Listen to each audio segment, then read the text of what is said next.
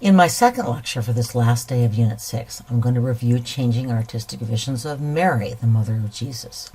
The fresco on the left from the Catacombs of Priscilla may be a portrait of Mary with Jesus, but art historians debate this. For the most part, Mary does not feature prominently in early Christian art. By contrast, Mary as Theotokos, or Mother of God, is a prominent figure in Byzantine art, especially in art such as icons designed for personal devotion. Like the Byzantine Christ Pantocrator, this enthroned Mary is a force to be reckoned with. So, for that matter, is her stern, upright, miniature adult son. The gold background and halo also emphasize her wholly otherworldly qualities.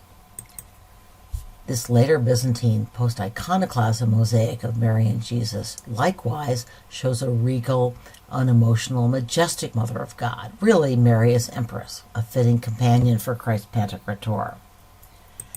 These images no longer show up on the required works list, but a very popular Romanesque depiction of Mary was Mary as the throne of wisdom, with wisdom represented as the incarnate Christ and also representing the Church.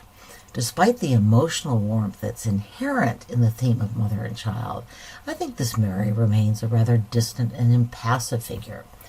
On the other hand, these images do represent an important return to three-dimensional sculpture, which is one of the major developments of the Romanesque era. The Notre Dame de la Belvedere window is very Gothic. It too predates and survived the fire that partially destroyed the cathedral.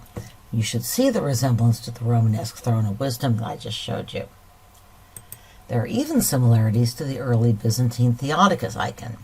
Note the mostly frontal pose and the surprisingly adult Christ child. Both works also direct light toward the central figure of Mary, although in different ways. So what differences between these works can you identify? The Mary of the Chartres window is the beautiful young Queen of Heaven.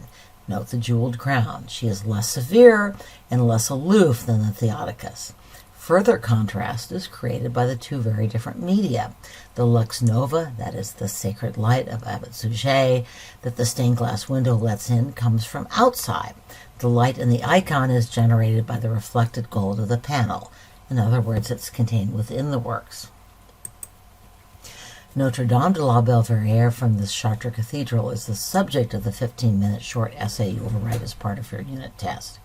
We're not going to give you the actual question, and we aren't going to let you use notes either, but I'm going to drop a number of hints, so take notes.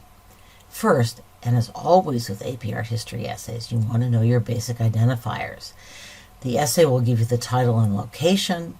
We don't know the artist. That leaves medium and material, which is obvious, this is stained glass, and date, which is trickier.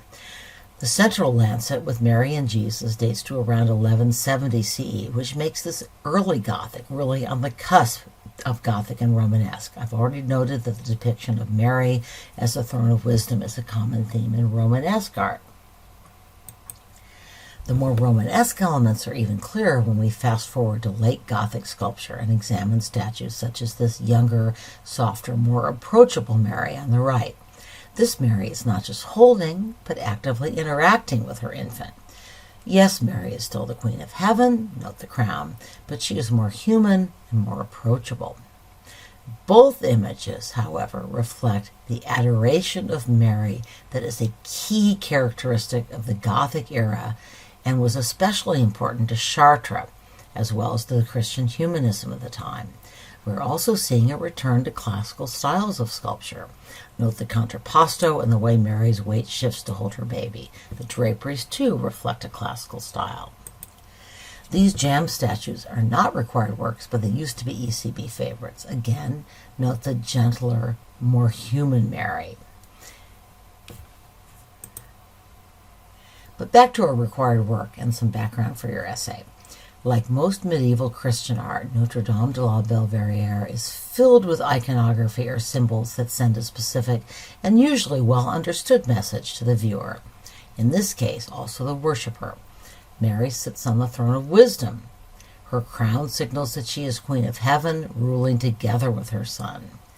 Jesus raises one hand in blessing, while the other hand holds the book of Isaiah, which prophesied his incarnation as the human Son of God. The actual passage is omnis valles implibitur, probably pronouncing that wrong, every valley shall be filled, a prophecy of the incarnation found in Isaiah 44 and recalled by John the Baptist in Luke 3:5. The dove, of course, symbolizes the Holy Spirit descending on mother and son. The panels framing the Virgin are filled with angels. Here are a couple of the angel images. There's an angel bearing candlesticks, announcing Christ as light of the world, and 4 angels who may represent the 4 evangelists holding up the throne of heaven. These are immediately below our required image. And immediately below that are 9 panels that depict the miracle at Cana. Here we see the dismayed host. We're running out of wine. Now Mary points this little problem out to her son and then tells the servants to do whatever he says. And we get a happy ending. So why this particular story? Well, Christ's first miracle was performed when his mother intervened, as worshippers prayed to Mary to intervene with her son on their behalf. So, what is Mary's significance to the cathedral at Chartres? To the High Gothic age? These are things you need to know. Big hint. I have put 2 sources up on Canvas, a short article about stained glass depictions of Mary at Chartres Cathedral and a website that lets you zoom in on all of these images. Enjoy and prepare for your essay. But first, we need to come around to the Rotgen Pietà and a Mary who is not only very human and approachable, but shares our suffering. The work on the right is Michelangelo's Pietà, a work of the High Renaissance that is not a required image, but it's a personal favorite, so I stuck it in. I've been very long-winded, and I still have one more work, really 2 separate images from 2 separate works to cover in this lecture. Both the stained glass window and the dedication page are Gothic works, although the manuscript dates from about 100 years after the stained glass window. There's something very important and quite simple that they have in common. They're both about queens. The queen on the upper left of the manuscript page is thought to be the Queen Blanche of Castile, widow of King Louis VIII and mother of King Louis IX. She ruled France from her husband's death when her son was 12 until he gained his majority at 21. By most accounts, she was a clever and successful queen who dealt successfully with rebellion by nobles and an outbreak of what the church considered to be heresy. Her son followed in her footsteps, negotiating important diplomatic settlements, reorganizing the public administration of France, and strengthening laws that upheld the power of the king, limited the discretion of nobles and bureaucrats, and enforced Catholic teaching, such as prohibitions against prostitution and ordeal by battle. He fought in 2 crusades and was very highly regarded throughout Europe. He was sainted in 1297, the only king of France to achieve this designation. Do you notice any similarities here? The Chartres tympanum dates from just a few years before the manuscript page and was one of many images of the coronation of the Virgin by Christ that were popping up around Gothic Europe. It's hard to know which way the causality runs, but the adoration of Mary as Queen of Heaven coincided with the rule of some very strong queens. A few decades later, for example, Queen Eleanor of Aquitaine would accompany her husband, another French king, on a crusade. That is, before she divorced him and became Queen of England and mother of Richard the Lionhearted, another powerful king. This work, probably commissioned by King Louis IX, is making quite a deliberate use of that parallel to bolster his mother's authority and his own.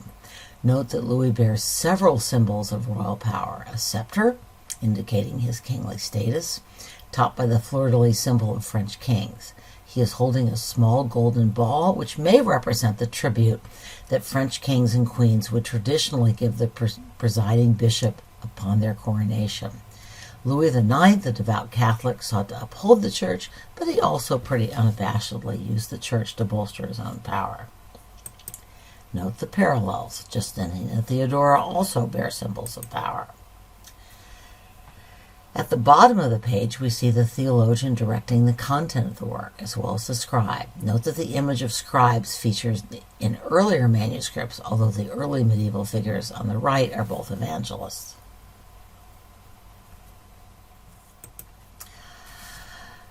What's being dedicated here is a Bible moralisé, and our second recorded work is a page from a different Bible moralisé. This particular Gothic literary form, created in 13th century France and Spain, combined passages from Scripture with explanatory text that related these passages to current or historical events, or to moral lessons drawn from current or historical events. These explanations are known as gloss. When I first prepared a lecture on this work, I could not find any decent images of the particular page the ECB mysteriously chose. Since then, Khan Academy has ridden to the rescue. I included images from this article in your workbook, but forgot to add the reading to your assignments and study guides. Forgive me. I've now put the essay up on Canvas just in case. Actually, I now realize I probably have updated it for this homework. At any rate, I'm borrowing a lot of the essay for this podcast. So, first, an observation about form. The roundels containing the illustrations echo the design of stained glass, the other two great two-dimensional Gothic art forms. The elaborate paintings employ very expensive material and show figures garbed in court dress, part of the High Gothic tradition of sumptuous, expensive production for royal courts. But what would a moralizing Bible have to do with Blanche of Castile, King Louis IX, and religious and political power? If Louis did in fact commission this work, as is generally believed, then he is associating his reign with biblical truth and moral authority. This was not a work designed for general audiences. It was a work created for kings. But in addition to educating kings, this elaborate Bible also sent a message to Louis's nobles and followers. The French king governs legitimately, and much of that legitimacy stems from his adherence to the church and his knowledge of the wisdom preached by Scripture. So let's quickly explore some of the content. Again, remember that this is a different moralized Bible than the one Blanche and Louis are dedicating. The page or folio is from the Apocalypse, or Book of Revelation. The text tells the story of John's vision, where an angel takes him on a tour of heaven and shows him everything that will happen until the end of time, a message delivered in symbols that the audience for this work would have understood.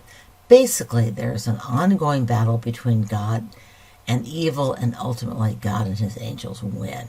Here we see a close-up of the first roundel found on the upper left of the page. The illustration is a visual interpretation of this text, with some extra details added. A figure on the right harvests grapes from the vine on the right, and Christ, with his cruciform, that is, cross-shaped halo, pours the grapes from the basket on his back into the winepress. God and his angels bless the scene from above. The commentary begins with the red letter P. It talks about how the great winepress signifies hell. Note that the next roundel shows demons herding the damned into a hell mouth, literally the jaws of hell. Among the damned is a corrupt bishop, identified by his hat, the mitre, and note that he is joining a corrupt king, also in hell, not entirely respectful authority. The reader then moves on to the right to the next pairing of images and text. I've put the text on the slide and into your workbook. The accompanied illustration shows Christ on the left and 7 angels on the right. The commentary, beginning with the letter P, interprets the 7 angels as faithful preachers who teach God's people. The illustration shows priests on the left teaching a group of men. The illustrator goes further and adds 2 Jewish men on the right, identified by their conical hats. The faithful priests are contrasted with Jewish men who literally turn their bodies away from the priests. Illustrations like this tried to convince Christian readers that although Jews were once God's people, as outlined in the Old Testament, medieval Jews had turned away from that role. This kind of anti-Semitic message promoted hate and violence toward Jews in the Middle Ages. Back in our Islamic art unit, I showed you this comparison between the dedication page and the Jewish Haggadah, Note they're made from the same material and bear more than a little resemblance to each other. Some art historians think that wealthy Jewish family that commissioned the Haggadah may have hired Christian Gothic artists to produce it. Oh, I just downloaded a whole lot of information. Hope you have plenty of storage in your metal hard drive. Remember what I heard from one of my AP Teacher Institute instructors. AP Art History students have the toughest time with architecture questions and with medieval art questions, and a medieval church is a perfect storm. The winds are up. In your next class, you will write an essay on Notre Dame de la Belle Verrière and take a multiple choice test, and the ECB questions, as always, are up on Canvas. Hang in there. Our last unit is short and not as tough. Then it's time for Christmas break, which is going to be an art history homework-free period. No lumps of coal, not even from the wicked Mrs.